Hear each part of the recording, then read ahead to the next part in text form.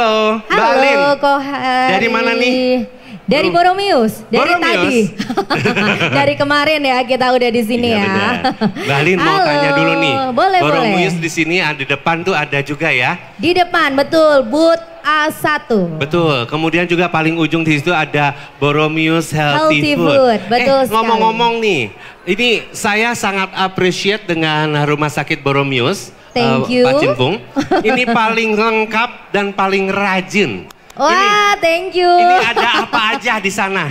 Oke, sebelumnya selamat siang. Terima kasih juga untuk Yayasan Harapan Kasih yang sudah mengundang kita tentunya dalam acara Bandung Medical Fair. Nah, Rumah Sakit Boromius saat ini ada di booth A01.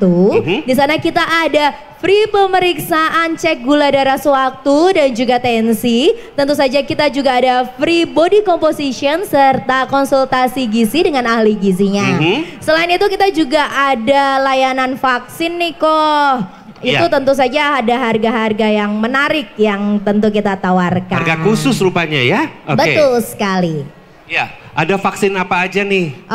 Kita ada vaksin DBD untuk anak dan juga untuk dewasa. Sekarang kan lagi marak ya. Betul sekali. Lalu ada vaksin influenza yang sering banget flu tiap pagi bersin-bersin. Biasanya kan gitu ya. Nah, itu ada vaksin influenza, kita ada special price khusus di event Bandung Medical Fair 3 hari ini. Tuh, gimana nggak seru? Seru banget. Ya, Rumah Sakit Boromius yang sudah siap luar biasa ini akan memberikan pelayanan yang luar biasa pula untuk bagi mereka pengunjung dan juga ternyata kualitasnya memang nggak cuma-cuma rupanya ya. Oke, Mbak Alin, yuk kita juga akan panggil kehadiran narasumber kita. Iya. Ya. Baik Bapak Ibu, terima kasih. Kita akan memanggil bersama narasumber kita yaitu Dr. Andre Yanuar, SPOTK, PL, Med, Pain, MGT. Oke, ini. Dibawa aja ya. Oh. Mau dibawa aja nih Dr. Andre. Boleh. Oke, Dok. Oke, Bapak Ibu boleh kita berikan tepuk tangan Anda meriah untuk Dr. Andre Yanuar. Ya, selamat siang. Hadirin semua yang ada di sini. Siang ini saya akan share tentang tips merawat tulang dan sendi sejak dini agar tetap sehat hingga masa tua. Tadinya saya dapat informasi bahwa ada beberapa anak SMP yang datang, jadi mungkin topiknya juga campur-campur antara dari mulai pertumbuhan anak-anak sampai tua gitu ya. Cuman ternyata nggak ada anak SMP yang hadir di sini. Oke, slide. Ya. Slide, ya. Jadi kita mulai dengan alat gerak, ya, alat gerak. Bahwa badan kita bisa bergerak, mondar-mandir sana sini, lari sana, lari sini, lompat sana, lompat sini. Itu karena kita mempunyai suatu sistem gerak, ya, suatu sistem gerak yang memungkinkan kita bisa bergerak, ya. Dan salah satu ciri makhluk hidup adalah bisa bergerak, ya. Kita disebut hidup karena kita bisa bergerak. Dan salah satu ciri salah satu alat atau organ yang dibutuhkan untuk bergerak itu adalah organ-organ tulang, sendi, dan otot. Slide. Ya, jadi sistem yang memungkinkan kita bergerak itu disebut dengan sistem muskuloskeletal. Ya, kita bisa bergerak, berpindah, melompat. Itu karena kita punya otot. Ya, otot karena itu disebut sebagai anggota gerak yang aktif, ya. Nah, sedangkan tulang itu adalah anggota gerak yang pasif karena dia digerakkan oleh otot. Dan kita bisa menekuk, jongkok dan sebagainya itu karena sambungan-sambungan tulang kita yang disebut dengan sendi itu bisa bergerak, ya. Dan untuk menunjang pergerakan kita itu harus sehat semua struktur itu. Ya, jadi kalau ada struktur yang terganggu, ada otot yang sakit, ada tulang yang sakit, tentu kita jadi susah dalam bergerak. Ya, slide. Nah, faktanya ternyata sistem muskuloskeletal kita atau sistem alat gerak kita adalah organ yang sangat mudah terganggu kesehatannya. Ya, 1,72 miliar penduduk dunia itu pernah mengalami sakit pada sistem geraknya, ya. Dan kondisi ini itu membuat atau menyebabkan seseorang jadi susah bergerak, seseorang jadi susah beraktivitas. Ya, kadang-kadang sampai memaksa seseorang harus berhenti dari pekerjaannya, ya, karena dia tidak bisa beraktivitas, bergerak dengan baik, ya. Dan seiring dengan kemajuan teknologi kesehatan, ya, usia harapan hidup juga akan semakin lama semakin bertambah. Ya, karena itu masalah-masalah yang melibatkan tulang, masalah-masalah yang melibatkan sendi, masalah-masalah yang melibatkan otot, ini tentu semakin lama akan semakin banyak didapatkan. Ya, slide. Nah, kita akan membahas beberapa masalah yang sering dijumpai dalam hidup sehari-hari. Ya, masalah-masalah yang terkait dengan kesehatan tulang dan sendi. Ya, secara garis besar ini ada 3 masalah yang sering dijumpai. Yang pertama adalah osteoporosis, yang kedua adalah artritis, kemudian yang terakhir ya karena cedera anggota geraknya itu sendiri. Ya, itu bisa karena patah tulang atau disebut juga fraktur, atau lepas sendi, dislokasi, atau cedera pada ligamen atau urat, ya, atau tendonnya. Ya, masih banyak masalah-masalah yang lain, tetapi kita akan membahas masalah-masalah yang sering saja. Ya, yang pertama adalah osteoporosis. Semua di sini mestinya sudah sering mendengar tentang osteoporosis. Ya, osteoporosis ini adalah berkurangnya kepadatan tulang karena strukturnya, mineralnya sudah mulai berkurang. Memang ini terkait dengan usia. Ya, slide.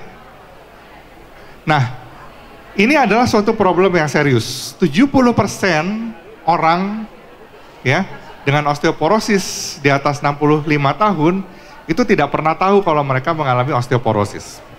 Ya, jadi ini disebutnya juga silent disease. Tidak ada peringatan, tidak ada rasa, tapi mereka mengalami osteoporosis. Ya, slide. Nah, 1 dari 2 wanita, artinya 50% itu orang akan mengalami osteoporosis. Ya, kalau pria mungkin 20%, jadi 1 dari 5. Dan ini saking banyaknya itu disebutkan terjadi setiap 3 detik. Jadi banyak sekali nih yang akan mengalami osteoporosis dalam masa hidupnya mereka ini. Slide. Nah, dibandingkan dengan masalah kesehatan yang lain, ya, osteoporosis itu menduduki tempat yang paling tinggi, ya. Bandingkan dengan masalah-masalah kesehatan yang lain yang selama ini kita takut, ya, kanker, stroke, serangan jantung, ya, banyak. Tetapi osteoporosis ini ternyata lebih tinggi, ya, lebih banyak yang mengalaminya dibandingkan dengan penyakit-penyakit lain yang memang sama-sama mengerikannya. Slide. Dan tulang kita adalah jaringan yang hidup, ya. Siklus remodeling memungkinkan kita memiliki tulang yang baru setiap 7-10 tahun. Artinya apa? Tulang kita di dalam tubuh kita itu selalu dibongkar, ya. Tubuh kita mengalami pembongkaran. Dia diserap, dibentuk lagi, diserap, dibentuk lagi, sehingga setiap 7-10 tahun tulang kita sudah baru lagi. Dan ini terjadi karena ada 2 sel tulang yang bekerja, yang membentuk tulang dan membongkar tulang. Yang membentuk tulang namanya osteoblas, yang membongkar tulang namanya osteoklas. Slide. Nah, bagaimana tulang ini mengalami perubahan? Ya, dalam masa hidup seseorang, tulang ini senantiasa berubah kepadatannya. Ya, dan puncak masa kepadatan tulang itu usianya 30 tahun, pada usia 30 tahun. Kalau yang di sini belum 30 tahun, berarti belum mencapai masa puncak kepadatan tulang. Tetapi yang setelah 30 tahun, dia sudah akan melewati masa puncak kepadatan tulang. Kalau ada yang hadir di sini kurang dari 30 tahun, ini saatnya menabung untuk memiliki masa tulang yang padat. Karena setelah 30 tahun, masa tulang akan turun secara alamiah. Nah, bagaimana sekarang cara mencegah supaya turunnya ini tidak cepat? tapi turunnya landai. Nah, ini kita akan bahas bersama-sama di sini. Slide. Nah, faktor-faktor yang menyebabkan terjadinya penurunan massa tulang itu dengan cepat atau osteoporosis itu ada secara garis besar dibedakan menjadi dua, yaitu faktor yang bisa dirubah dan faktor-faktor yang tidak bisa dirubah. Ya, faktor yang bisa dirubah itu misalnya konsumsi kalsium yang cukup, vitamin D, rokok ya, stop alkohol tidak berlebih, aktivitas fisik, postur, berat badan dan obat-obat. Ya, ada beberapa obat-obatan misalnya steroid ya, itu akan menyebabkan massa tulang cepat berkurang atau kepadatan tulang cepat berkurang. Slide. Dan faktor-faktor yang tidak bisa berubah ini contohnya ya usia kan pasti bertambah terus, nggak akan bisa dirubah. Gender, jenis kelamin, ya itu tidak bisa dirubah. Ras Asia itu cenderung lebih mudah mengalami osteoporosis. Ya, kemudian massa tulang yang rendah dan juga riwayat keluarga. Jadi ada faktor-faktor turunan juga di sini yang menentukan seseorang mudah terjadi osteoporosis atau tidak. Slide. Dan ini osteoporosis tadi dikatakan ini adalah suatu masalah yang berbahaya dan tidak kalah berbahayanya dengan penyakit-penyakit yang lain. Karena apa? Karena sekalinya seseorang mengalami osteoporosis, dia akan mudah mengalami patah tulang. Dan patah tulang memang problem yang biasa. Tetapi patah tulang pada lansia, terutama yang mengenai panggul, itu menjadi masalah yang luar biasa. Karena membuat seseorang jadi harus berbaring berlama-lama di tempat tidur. Dan ini yang menjadi soal serius. Ini yang menjadi permasalahan serius yang harus segera ditangani. Kalau tidak, serentetan masalah medis baru akan muncul. Seseorang lansia tidur terus di tempat tidur, dia akan mudah mengalami infeksi paru, punggungnya lecet, dan sebagainya. Dan itu yang menyebabkan kenapa osteoporosis ini juga bisa berbahaya, menyebabkan kematian. Slide. Ya, ini video ini bisa diklik. Ini adalah video bagaimana kita melakukan tindakan stabilisasi, operasi stabilisasi pada panggul seseorang yang mengalami osteoporosis. Ya, di sini kami juga mau menunjukkan bahwa teknologi operasi yang ada di Rumah Sakit Boromius ini sudah sedemikian baik dan modern sehingga kami bisa mengerjakan ini semua dengan teknik-teknik minimal invasif. Ya, jadi tidak perlu sampai di bedah terbuka, di sayat terbuka, karena semua kita kerjakan dengan komputer. Slide. Nah, untuk membaca hal detail tentang patah panggul pada lansia akibat osteoporosis, kami sudah menyiapkan suatu artikel tentang patah panggul ini yang nanti kita akan launching pada saat Hari Osteoporosis Sedunia. Ada yang tahu Hari Osteoporosis Sedunia tanggal berapa? Tanggal 20 Oktober. Ya. Nanti tanggal 20 Oktober kita akan launching tentang patah panggul pada lansia. Ya. Bisa di follow nih Instagramnya Boromius. Ya.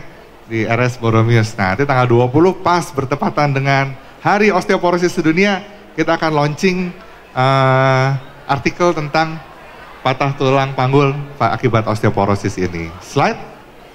Nah, bagaimana mencegah osteoporosis ya? Sebetulnya sederhana ya. Dari mulai asupan gizi mencakup kalsium, vitamin D ya. Kemudian juga aktivitas fisik, ya dicegah juga jangan sampai jatuh. Ya, asupan vitamin D, asupan kalsium. Sumber terbaik adalah sumber alamiah, ya, bukan dari suplemen. Ya, suplemen ya kadang-kadang kalau diperlukan boleh-boleh saja. Tetapi sumber terbaik adalah dari sumber-sumber alamiah, dari makanan yang mengandung kalsium tinggi, bukan dari produk-produk suplemen. Terlalu banyak produk suplemen itu malah kalsiumnya tidak bisa diserap di dalam tubuh kita. Ya, akhirnya malah menjadi sesuatu yang membahayakan karena kalsium ini bisa mengendap di pembuluh darah, di jantung, pembuluh darah di otak, malah mudah serangan jantung dan sebagainya. Jadi hati-hati konsumsi kalsium berlebihan dari sumber-sumber suplemen. Aktivitas fisik. Aktivitas fisik ini diperlukan untuk membuat tulang kita tetap padat.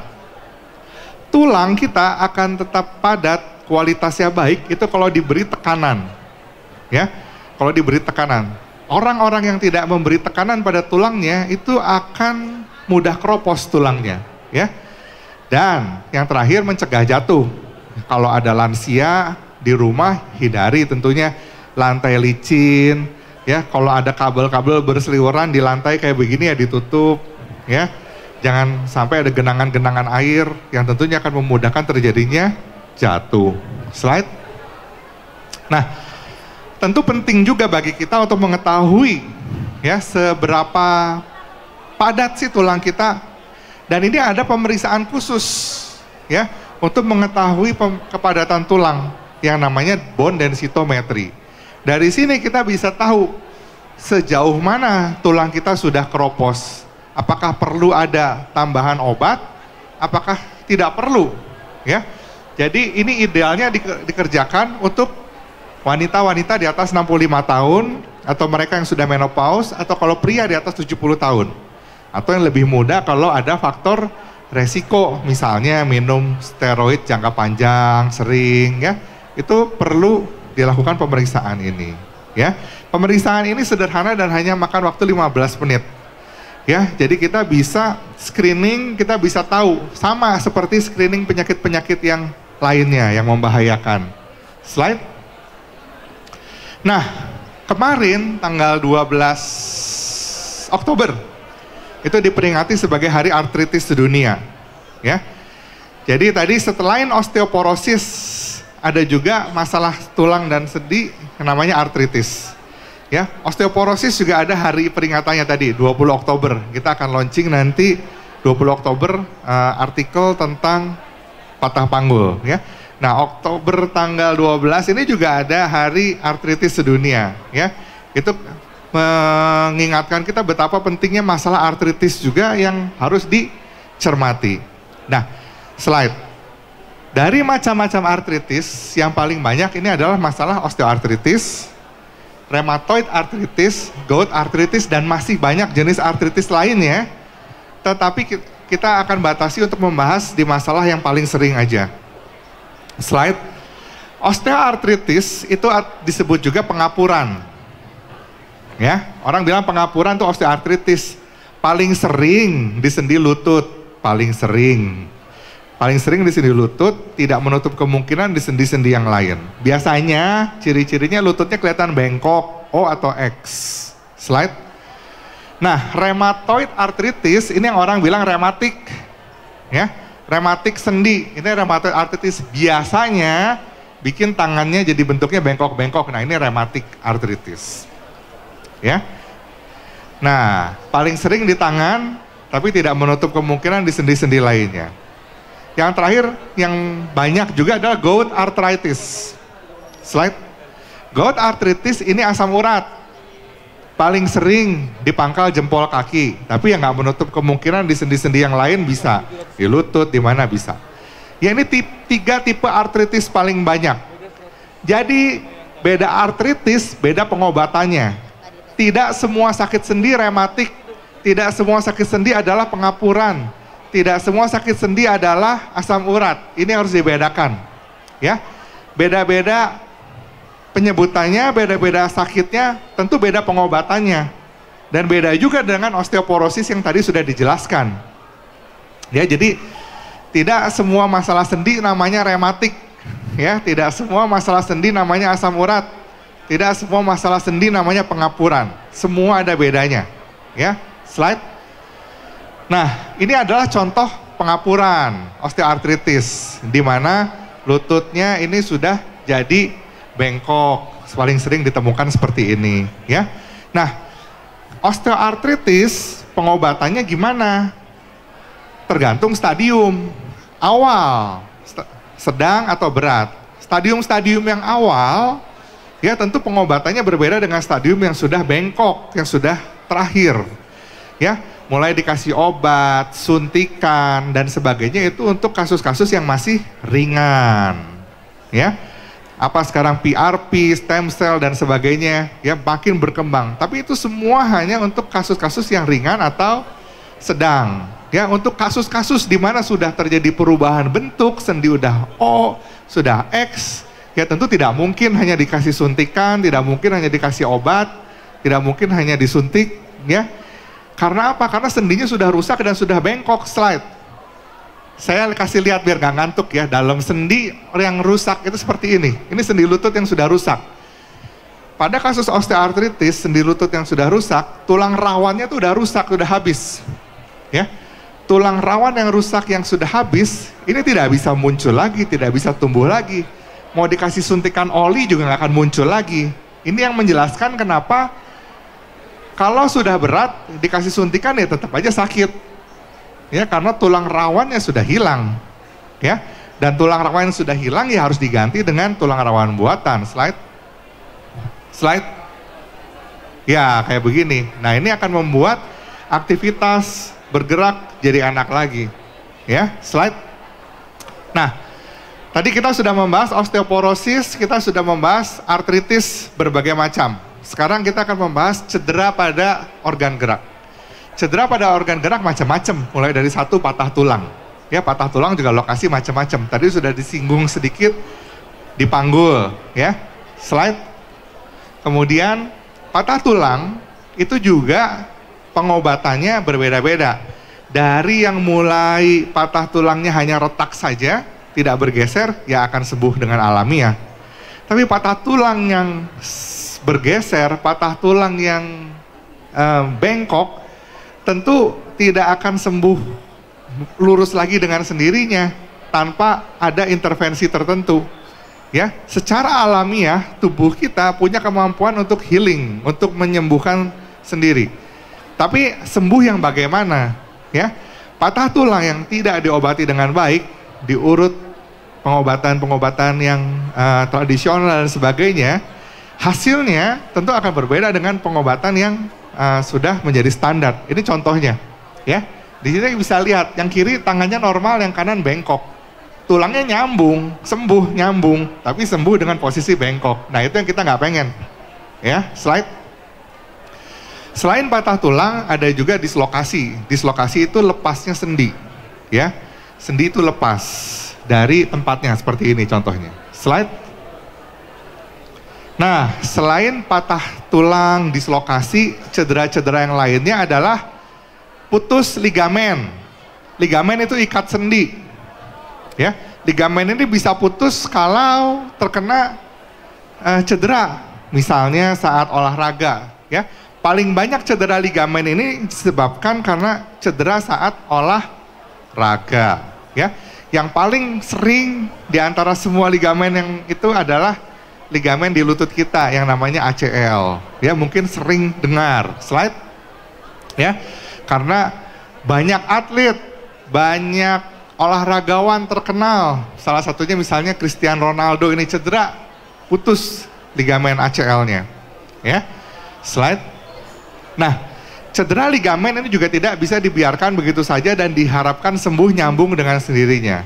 Apalagi bagi seorang atlet, dia akan menurunkan performa olahraganya kalau dibiarkan sendinya kendor, ya. Karena itu ada teknik-teknik untuk memperbaikinya, dan teknik-teknik itu pun sudah berkembang dengan baik, ya. Semakin lama semakin baik dengan teknik minimal invasif.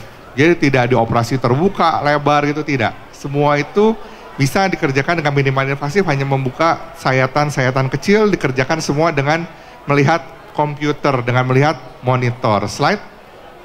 Ya, seperti ini contohnya. Jadi ini yang kita lihat hanya monitor, ya.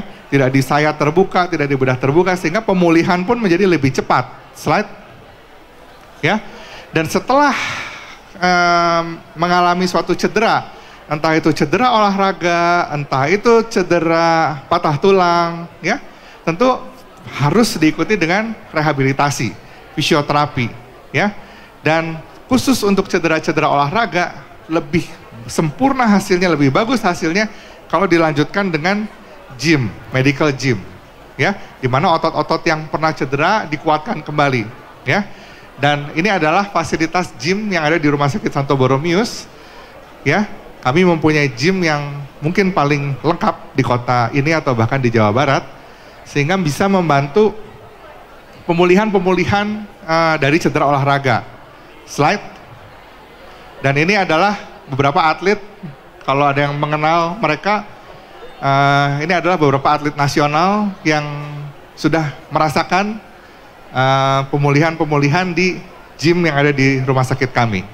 Ya, kebanyakan ini kalau yang tahu ini adalah mungkin penggemar-penggemar bola ya, ini atlet-atlet Persib. Slide.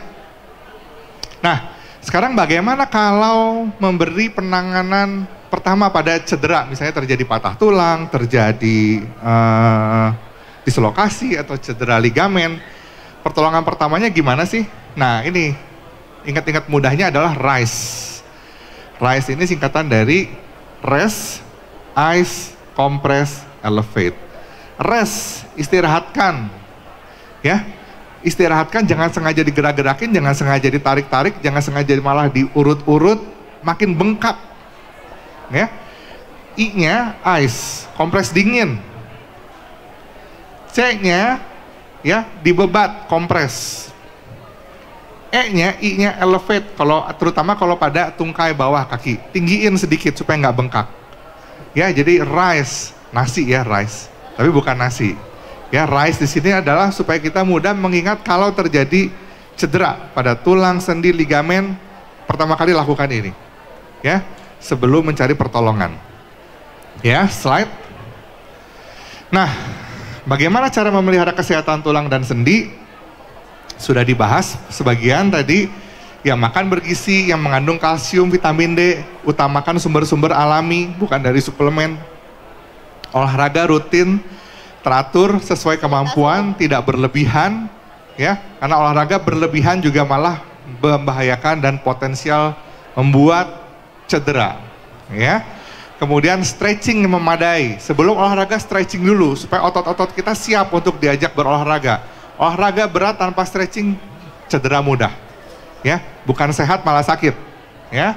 Berjemur di bawah matahari pagi selalu menjadi kontroversial nanya matahari terbaik jam berapa? Ya, bagi saya matahari terbaik tetap jam 10 ke bawah. Ya, di atas jam 10 baik-baik saja, tapi kan polusi sudah makin nggak baik juga, ya. Kemudian minum cukup minimal 2 liter sehari, tubuh dewasa normal. Membawa beban jangan berlebihan, terutama anak-anak remaja, anak-anak sekolah, ya.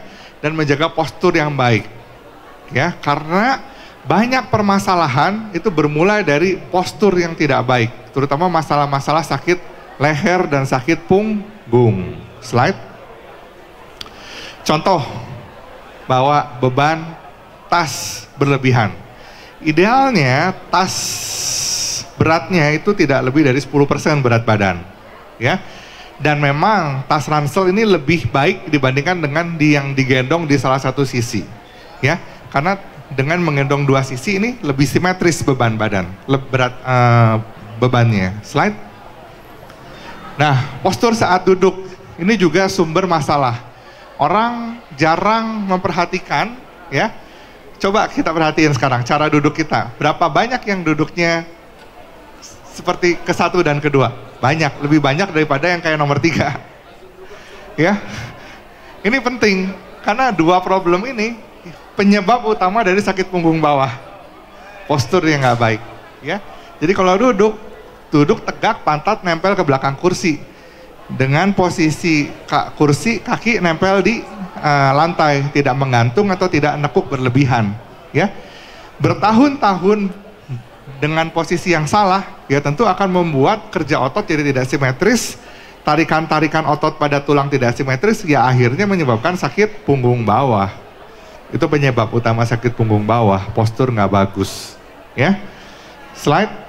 Berdiri tidak tegak, ya. Berapa banyak orang kalau berdiri kayak yang sebelah kanan, tegak berdiri. Ya, dari mulai dagu, leher, ya, sampai bokong ini harus satu garis, tidak bongkok seperti yang sebelah kanan.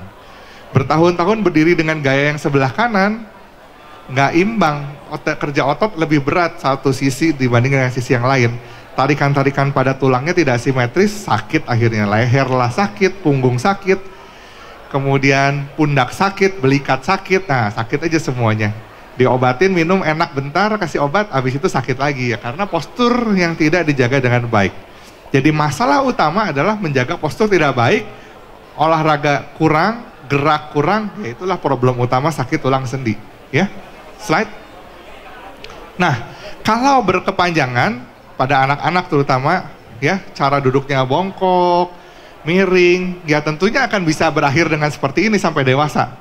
Mencetak dia, akhirnya tercetak bentuk tulangnya, ya kalau tidak dijaga, ya entah itu kifosis, slide, lordosis, slide, atau skoliosis, ya. Ya, memang kalau skoliosis ini tidak 100% murni karena kesalahan dari postur, tapi itu bisa juga karena udah ada gen, ya. Tapi gen yang ada diperburuk dengan postur yang tidak baik, ya jadilah masalah-masalah tulang, ya. Slide. Oke, saya kira itu saja yang saya sampaikan. Mungkin nanti kalau ada yang mau didiskusikan, boleh. Oke, terima kasih dokter. Kita boleh ke atas mungkin ya dok ya. Ayo. Maaf ya bawaannya banyak. Dok silakan dok. Bagaimana Bapak Ibu? Sudah mulai penasaran mungkin ya? Ada pertanyaan-pertanyaan? Ditahan dulu pertanyaannya. Karena apa? Kami Rumah Sakit Santo Borromeus akan memberikan bagi 2 penanya pertama, yaitu voucher medical check up osteoporosis standar diskon sebesar 50% di Rumah Sakit Santo Borromeus. Berapa harganya? Di bawah 1 juta, hanya 600 ribuan aja kok Heri. Asik. Tepat nanti di tanggal 20 Oktober ya. Gitu, 20 Oktober itu kan akan ada hari osteoporosis. Langsung hadiahnya dipakai gitu. Keren. Maksudnya. Kalau gitu saya mau nambahin. Apa tuh? Matahin tulang 1. Oh jangan, sengaja itu namanya ya. Oke baik Bapak Ibu silakan bagi yang ingin bertanya boleh. Oke, keputusan Mbak Alin tidak dapat diganggu gugat. Oh, Silakan iya. Mbak Alin. Iya, ini tanpa mengurangi rasa hormat karena sebelah sana duluan tadi yang ngacung ya. Yang mana ngacung. dong? Mbak Alin yang mana? Boleh, Ibu boleh yang pakai kerudung coklat. Oke. Iya. Sebutkan nama dan pertanyaannya apa? Terima kasih ya, selamat siang dok dan juga semuanya. Terima kasih, saya Ingrid. Saya mau tanya, kebetulan gini, anak saya waktu usia 3 tahun itu pernah jatuh dan tangannya patah. Mungkin kategorinya patah nyambung mungkin ya dok ya.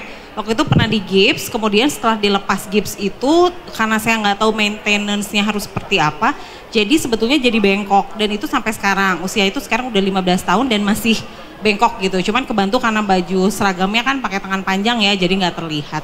Nah kalau kayak gitu gimana dok? Apakah memang ada beberapa masukan di operasi yang sifatnya estetik ya, tapi ketika usianya sudah dewasa, apakah ada penanganan lain untuk bisa memperbaiki bentuk dari tangan bekas patah itu? Terima kasih. Sebelah kiri sikut sebelah kiri, jadi bengkoknya di bagian situ. Ya. Ya, jadi mirip sama yang gambar Ya. tadi. Ya. Terima kasih pertanyaannya. Ya. Ya. Tadi memang saya pilihkan contoh siku karena siku adalah patah terbanyak pada anak-anak dan remaja. Jadi contohnya adalah siku. Ya, patah di siku memang kalau itu paling sering menyambung dengan tidak sesuai pada posisi yang seharusnya. Makanya tangannya bengkok kita sebutnya dengan gunstock deformity. Deformitas kayak bawa senjata, gunstock deformity. Pada umumnya fungsi tidak terganggu. Yang terganggu hanya penampakan. Ya, mungkin fungsi menekuk tidak maksimal ya. Fungsi menekuk tidak maksimal, penampakan bengkok gitu. Nah, satu-satunya jalan kalau mau dikoreksi, karena tulang itu sudah nyambung, sempurna, tapi posisi nyambungnya tidak baik, satu-satunya jika mau dikoreksi ya dibuat patah lagi, kemudian diluruskan, ya nanti dipasang pen, sehingga dia bisa nyambung dengan posisi yang lebih lurus daripada yang seharusnya. Tidak ada cara lain, misalnya ditarik-tarik, di fisioterapi, disuntik-suntik, nggak bisa. Hanya satu-satunya jalan, dipatahkan lagi, diluruskan, ditahan dengan pen, sampai bagus lagi. Itu jawabannya ya. Oke, bener loh dipatahin. Tuh kan, bener kan dipatahin lagi. Dulu katanya. Padahal saya cuma nebak loh Bu. Ternyata bener ya. Boleh kita akan berikan hadiahnya ya Iya. Ko Heri. Ibu boleh di depan. Maju ke depan Ibu. Ini Iya. hanya formalitas buat foto Bu. Oh enggak. Dikasih beneran kok, dikasih Naik aja, beneran. naik. Sini Bu, boleh Bu, naik Bu. Mau foto sama dokter yang Iya ganteng? dong. Boleh juga. Boleh. Oke, Di tengah mungkin Di tengah. dokter. Iya. Oh di sini Oke, boleh. Silahkan. Iya dokternya tinggi banget emang, boleh saya pakai hak 10 cm. Iya, kayaknya curiga dokter Andre ini nambah tulang nih. Oke, thank you. Iya, baik ada pertanyaan lagi tadi sudah. Iya, Ibu Rahel. Iya Rahel. betul ya. Hafal. Tapi ibu nggak boleh dapat lagi hadiah. Tadi Tadi ada udah hadiah dapet yang ya? paling Oh gede. iya, boleh. Hari ini ya nggak apa-apa ya. Bertanya, silahkan Bu. Ini saya nanya juga mengenai anak saya. Ini belakangnya itu kayak ini syaraf kejepit gitu. Terus bentuk tulangnya itu katanya mestinya kan ada gini ya. Tapi ini lurus gitu ya maksudnya ya. Jadi bentuknya jadi ini. Jadi kalau misalnya dia olahraga kayak gitu ya. Jadi sakit gitu. Ke sini. Dari tulang belakang sampai ke depan-depan. Sampai ke atas-atas. Ini pertanyaannya buat siapa ya? Buat dokter ya. Buat dokter. Enggak, siapanya Anaknya yang sakit? dokter. Anak saya. Umurnya berapa? Sebenarnya sih sekarang udah 24. 24. Problemnya apa tadi? Tulang belakangnya bengkok, Tulangnya. skoliosis. Skoliosis Ya, Ibu. kayak gitu, tapi masih ringan gitu. Ya. Terus ininya apa? Jadi kayak ada syaraf kejepit. Jadi kalau Ya. misalnya dia olahraga gitu ya, ininya tuh jadi sakit gitu. Ya, tulang yang bengkok atau skoliosis itu memang memudahkan syaraf yang berjalan di dalam tulang jadi mudah terjepit. Ya, dibandingkan dengan tulang yang tidak bengkok atau tulang yang lurus ya. Kalau bengkoknya tidak terlalu berat ya, treatment yang terbaik itu adalah penguatan otot-otot di sekitar tulang belakang. Ya, yang terbagus ya misalnya berenang, gaya bebas, gaya punggung atau pilates, menguatkan otot-otot punggung dan otot-otot perut. Sehingga otot-otot itu bisa mengkompensasi tulang yang agak bengkok. Nah, di samping penguatan otot, tadi saya sampaikan menjaga postur itu penting. Ya, posturnya harus diperbaikin dari mulai cara duduk, berdiri, jalan.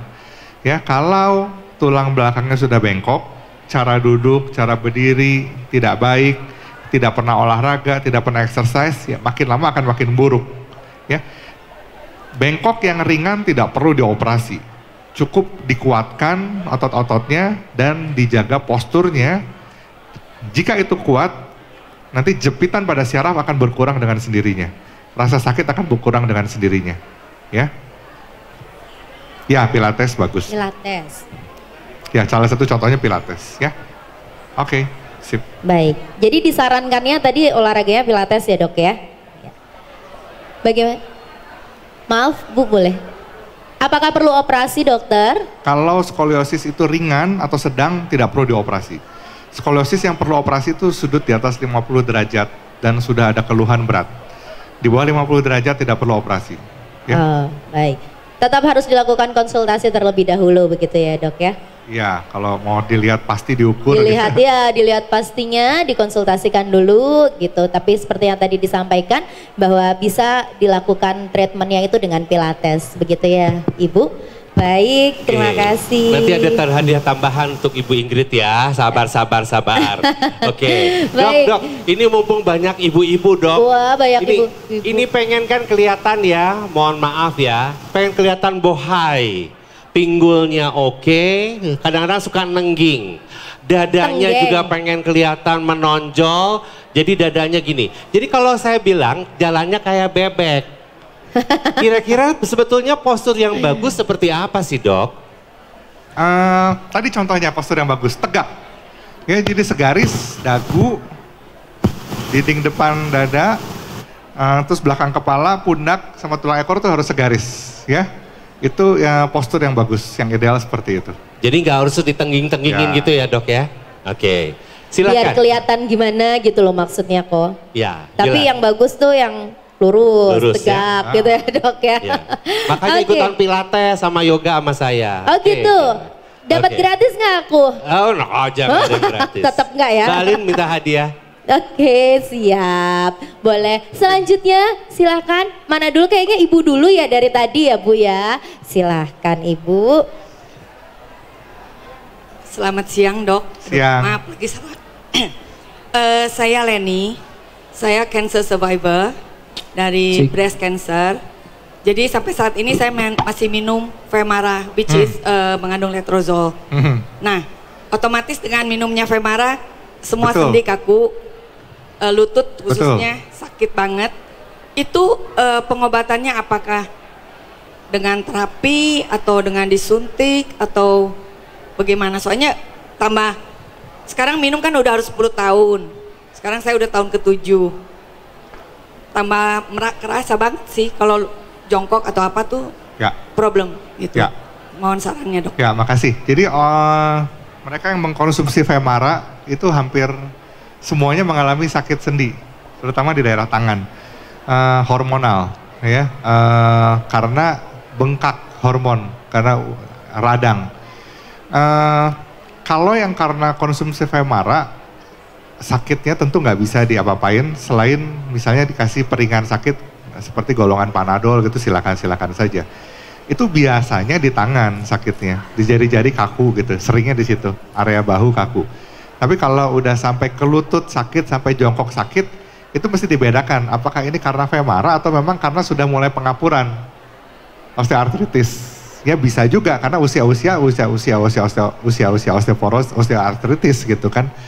Jadi paling ideal ya di rongsen supaya kita tahu. Kalau di rongsen baik-baik saja, oh berarti ini mah murni karena si Femara. Ya udah kasih Panadol, kurangin apa. Tapi kalau di rongsen nanti ternyata oh ini udah ada tanda-tanda osteoartritis, ya tentu nanti disesuaikan dengan derajatnya. Ya, kalau derajat masih ringan biasanya ya kasih obat-obat golongan penahan nyeri. Kemudian sama exercise, olahraga yang nguatin lutut, misalnya sepeda, berenang, itu menguatkan otot-otot sekitar lutut. Jadi kebanyakan masalah tulang dan sendi, kebanyakan ya, itu bisa diselesaikan dengan menguatkan otot-otot di sekitar yang bermasalah. Misalnya sakit di punggung tadi, ya dikuatin otot-otot punggungnya. Sakit sekitar lutut, kuatin otot-otot sekitar lututnya. Sakit di bahu, kuatin otot-otot sekitar bahunya. Nah, makanya itu ada fisioterapi segala kan, tujuannya salah satunya adalah menguatkan otot. Ya, dengan otot-otot itu kuat, dia bisa mengurangi peradangan, mengurangi ketidakstabilan di sendi yang bermasalah. Tapi sekali lagi, pastiin dulu sumber masalahnya benar karena Femaranya atau ada problem lain, misalnya osteoartritis. Taunya dari mana? Ya minimal di rongsen dulu, ya. Oke. Terima kasih Ibu, sudah cukup jelas ya Bu ya dari Dokter Andre. Boleh silakan mungkin maju ke depan dulu untuk mendapatkan hadiah dari kami. Silakan Bu, naik aja Bu ya, biar kelihatan. Dokter Andre-nya tinggi soalnya. Ya seneng ya. Seneng ya. Bu, nanti tulang. MCU ya Bu ya, di Boromeus ya. Sini Bu, boleh di tengah Bu. Ya. Oke. Baik, terima kasih, boleh diberikan tepuk tangan ya. Baik, terima kasih. Baik Pak, silakan. Boleh ya Pak ya. Selamat siang Dok, nama saya Selamat siang. Andri. Saya ingin menanyakan masalah terapi kretek tulang. Terapi kanker tulang. Kretek tulang. Kretek kretek tulang. Ya, apakah itu masih bisa ditoleransi secara medis? Itu aja Dok pertanyaannya. Ya, makasih. Dok, sebagai informasi di sini juga ada loh. Ya. Silakan. Terima kasih. Ya. Jadi gini, terapi kretek tulang itu bukan kretek tulang yang dikretek. Saya kira itu mungkin mengkretekkan ototnya. Sendi ya. kali ya Dok. Ya, ototnya, sendinya sampai bunyi gitu ya, kretek gitu kan. Kalau udah bunyi enak ya. Ya jadi memang kan di sendi-sendi itu kadang-kadang ada kayak gas nitrogen atau apa yang terperangkap. Kalau udah dikretekin lebih enak. Nah tapi sampai sejauh mana itu aman, ya tentu itu harus dikembalikan sama kondisi seseorang. Gini, pada kondisi orang normal, sehat, tulang masih kuat, tidak osteoporosis, tidak ada penyakit tertentu, masalah hanya pada otot yang tegang, masalah pada otot yang kaku akibat terlalu banyak bekerja, akibat postur yang tidak baik, dilakukan masase, dilakukan kretek, dilakukan macam-macam manipulasi seperti itu sejenisnya dengan gentle, tentu itu akan membawa dampak yang baik. Ya, tetapi ada orang yang sudah osteoporosis, tulangnya sudah rapuh, kemudian dia ada penyakit-penyakit tertentu, ya, dilakukan kretek yang overdosis, itu ya tentu malah bisa membahayakan tulang jadi lebih mudah patah dan sebagainya. Jadi kembali individual, ya, melakukan treatment pada seseorang itu tidak bisa mengeneralisasi seperti iklan teh botol. Tahu iklan teh botol? Teh botol sosro, tahu iklannya apa? Tagline-nya tahu nggak apa? Apapun makanannya, minumnya teh botol sosro. Melakukan terapi itu tidak bisa mengeneralisasi seperti itu. Apapun sakitnya dikretek ya nggak bisa. Apapun sakitnya dioperasi ya nggak juga. Apapun sakitnya obatnya ini nggak ada juga. Itu harus lihat individual, sesuai grade-nya, sesuai masalah yang sudah ada sebelum diterapi. Nah itu harus diperhatikan secara umum. Jadi kita tidak pernah bisa mengeneralisir ini pasti aman untuk semuanya. Ya, ini pasti baik untuk semuanya, nggak ada yang seperti itu. Ya, nggak ada yang general seperti teh botol, apapun makanannya minumnya teh botol sosro, nggak ada kayak gitu ya. Oke.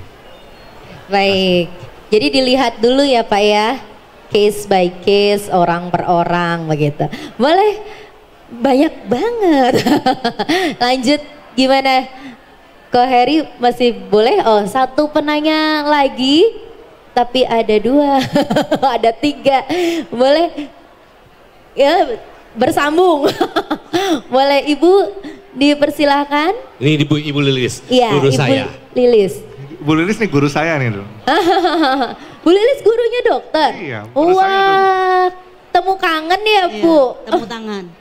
Selamat siang Dokter Andre. Selamat siang Ibu Lilis. Bangga banget ya Bu manggilnya Dokter Andre. Menanggapin pertanyaan Bapak ini tadi mengenai krekek gitu. Saya pernah membaca di Kompas, dengan krekek gini itu dapat mengakibatkan urat terjepit katanya. Apakah betul? Terima kasih. Ya, makasih Bu Lilis pertanyaannya. Nah itu kembali lagi ke saya katakan, kembali ke status kesehatan orang tersebut. Ya, kalau orang tersebut memang sebelumnya sudah lemah otot-ototnya, sudah kurang kuat otot-ototnya, dilakukan manipulasi yang berlebihan seperti itu ya tentu malah bisa membahayakan. Chiropraktik yang sampai meninggal pun ada. Apakah chiropraktik jelek? Ya belum tentu juga. Dia masih bagus untuk orang-orang lain yang tidak ada masalah sebelumnya gitu kan. Makanya balik kita harus tahu ada masalah nggak nih sebelumnya sebelum dilakukan manipulasi terutama area-area yang berbahaya, leher, ya kepala, itu kan area-area berbahaya. Kita harus tahu dulu, ya. Sip. Jadi memang tidak bisa digeneralkan. Ya. Iya, terima kasih Bu Lilis. Bagaimana dokter? Satu lagi? Boleh. Boleh Dokter Andre boleh. Saya gimana dokter? Boleh Bapak dulu ya yang di belakang, izin ya Bu.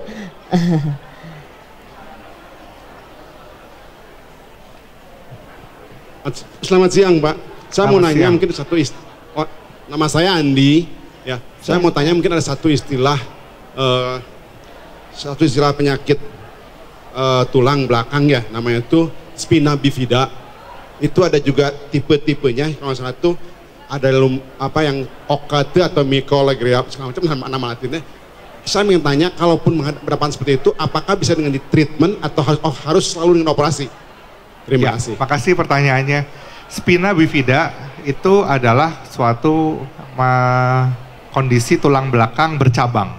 Makanya disebutnya bifida. Ini adalah penyakit kongenital, artinya penyakit ini adalah penyakit sejak bayi lahir, ya, yang terjadi akibat semasa proses embrio di janin, tulang belakang harusnya menutup, tidak menutup jadi terbuka. Derajatnya ringan sampai berat, klasifikasinya macam-macam tadi. Yang paling ringan tidak perlu ada tindakan khusus. Yang paling berat itu adalah syaraf di tulang belakangnya terekspos terbuka yang tidak terlindungi oleh tulang. Syaraf di dalam tulang belakang itu harusnya terlindungi dengan sempurna oleh tulang. Jadi tulang belakang kita itu kayak pipa, isinya tengahnya lubang, isinya syaraf. Spina bifida yang berat, pipa ini terbuka sehingga syarafnya jadi terekspos dan mudah tergencet, teriritasi dan sebagainya. Yang ringan-ringan hampir nggak ada masalah. biasanya tadi balik lagi treatmentnya, menguatkan otot dan sebagainya bisa mengkompensasi itu. Tapi yang sudah berat, menimbulkan iritasi, taunya dari mana? Dari pemeriksaan, dari mulai gejala, lemes kaki, kesemutan terus dan sebagainya, ya tentu itu perlu ada treatment khusus untuk menstabilkan atau menutup defek tulang itu. Intinya seperti itu, ya. Baik, terima kasih Pak Andi untuk mungkin pertanyaan terakhir tadi Ibu ya. Baik. Silahkan Ibu. Siang. Selamat siang. Dokter Andre, saya mau tanya. Saya Isabella Louis. Isabella Louis. Iya. Ya. Mau tanya dok, kalau misalnya lutut saya kan kadang-kadang suka sakit. Tapi saya kemarin dikasih obat kadang-kadang cuma gesek atau donor scan apa itu. Itu kalau udah agak baikan saya lepas. Tapi kalau misalnya sakit lagi saya makan lagi, apa boleh terus-terusan makan obat itu? Boleh dibantu, kurang terdengar jelas, maaf. Lututnya tuh sakit. Terus kalau dia minum obatnya apa? Coba lihat. Obatnya ini udah enggak, tapi boleh enggak dimakan lagi supaya lututnya enggak sakit lagi. Ah iya, oke saya menangkap garis besarnya seperti itu ya. Jadi gini, kembali sakit lutut, kayaknya pasien saya juga deh. Sakit lutut umur-umur seperti tante ini itu biasanya karena osteoartritis pengapuran, ya. Dimana tadi saya udah kasih gambaran foto tadi di dalam sendinya yang rusak itu seperti apa. Kita bisa lihat dalam sendi yang rusak tulang rawan itu sudah habis. Nah tulang rawan yang habis itu tidak bisa tumbuh lagi. Ya, tulang rawan yang sudah habis ya pada usia di atas 65 gitu untuk regenerasi udah susah. Ya, kalau masih muda masih bisa dirangsang untuk regenerasi. Yeah. Nah karena tulang rawan ini sudah tidak bisa tumbuh lagi, dia akan bergesekan tulang keras sama tulang keras, dan itu yang menimbulkan sakit. Ya, kalau stadiumnya sudah berat, ini kan berarti sudah berat nih gesekan-gesekan ini. Tentu seringnya tidak cukup hanya dengan obat, dengan fisioterapi, dengan suntikan, tapi butuh dilapisi seperti yang tadi saya contohkan. Ya, itu sebabnya kenapa dikasih obat enak, habis itu sakit lagi. Ya, karena obat itu bukan menumbuhkan tulang rawan yang sudah hilang, tapi obat itu hanya untuk mengurangi sakit sementara. Ya, ibaratnya kalau rambut udah putih disemir, hitam putih lagi. hitam bentar, putih lagi. Lutut sudah botak tulang rawannya, dikasih obat, mungkin disuntik, enak bentar, habis itu ya sakit lagi karena sudah botak tulang rawannya. Jadi solusi yang permanennya ya tentu harus dilapisi tulang rawannya itu dengan logam. Ya, kadang-kadang minum obat tahan sakit terlalu panjang, terlalu lama, itu malah lebih membahayakan efek sampingnya daripada efek samping operasi. Ya, obat tahan sakit dikonsumsi terus-terusan, lambung bisa masalah, jantung bisa masalah, ginjal bisa masalah. Nah, itu lebih bahaya kadang-kadang daripada efek samping operasi melapisi tulang rawan sendi. Ya, tapi operasi itu tentu sekali lagi disiapkan untuk stadium yang sudah lanjut. Ya, untuk yang masih belum parah banget, selalu kita coba dulu dengan cara satu, tadi kasih obat, 2 menguatkan otot, 3 kurangi berat badan supaya beban di lutut tidak terlalu berat. Kalau ini semua sudah tidak bisa, tidak mungkin minum obat terus-terusan. Ya, bisa bikin malah tambah bahaya untuk yang lain. Itu adalah sudah waktunya dilakukan operasi. Itu jawabannya. Ya? Dok, biar jelas katanya Dok. Ini obat dari dokter untuk tulang. Oma. Ya, kalau habis mau minum ini, sakitnya lambung, jadi minum ini. Jadi minumnya yang mana gitu ya, Bu Isabel? Apa mesti semuanya? Ya, itu udah saya jelaskan tadi barusan. Jadi nggak mungkin mengkonsumsi obat sakit terus-terusan, ya, karena pasti punya efek samping ke lambung, jantung, ginjal. Jadi kalau sudah tergantung terus sama obat, itu harus dipikirkan bentuk terapi yang selanjutnya, ya, yaitu tadi dilapisi sendinya dengan logam. Karena nggak mungkin kasih obat tahan sakit terus-menerus, ya. Efek sampingnya bisa lebih berbahaya daripada tindakan operasi, ya. Itu jawabannya, ya. Jadi kan bertahap nih Oma, kalau memang dari obatnya sudah tidak bisa, nanti bisa dikonsultasikan ke dokternya untuk melakukan treatment lainnya. Begitu ya Oma? Terima kasih. Ya, Baik, terima kasih Ko Heri, seru banget. Ya Mungkin... sabar. Oke, sabar. Sementara kita berikan kesempatan dulu Dokter Andre, mohon berkenan untuk menerima penghargaan sertifikat dari panitia. Di sini aja Dok. Di tengah dokter. Didampingi Mbak Alin juga boleh. Boleh. Sebentar Dok, terima kasih atas partisipasinya, terima kasih Dokter Andre Yanuar. Silakan nanti bagi mereka yang butuh. Prakteknya di mana ini Mbak? Ya tentu di Rumah Sakit Santo Boromius. Gitu. Ya jadi untuk jadwal praktiknya bisa lihat saja di website kami di www.rsboromius.com atau bisa menghubungi ke nomor pendaftaran kami di 022 8255 8000. Terima kasih banyak. Terima kasih banyak buat waktunya Ko Heri. Iya.